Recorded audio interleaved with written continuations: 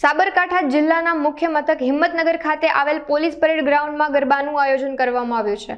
Police parade ground ખાતે civil અને traditional ડ્રેસમાં મહિલા પોલીસ બાજ ચાપતી નજર રાખશે તેમજ જિલ્લામાં 1200 જેટલા પોલીસ કર્મીઓ અને 26 જેટલી C team police parade ground ખાતે નવરાત્રીને લઈ ફરજ બજાવશે, જ્યાં સંપૂર્ણ ગ્રાઉન્ડ સીસીટીવી કેમેરાથી સજ્જ કરવામાં આવ્યું છે।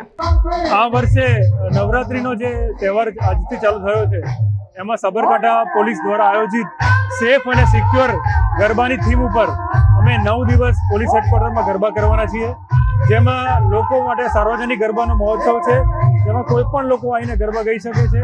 અહીંની જે અરેન્જમેન્ટ છે એમાં ખાસ કરીને અમે મહિલાઓ માટે સુરક્ષિત ગરબા અને સેફ ફીલ કરે એની માટેની અલગ વ્યવસ્થા કરી છે।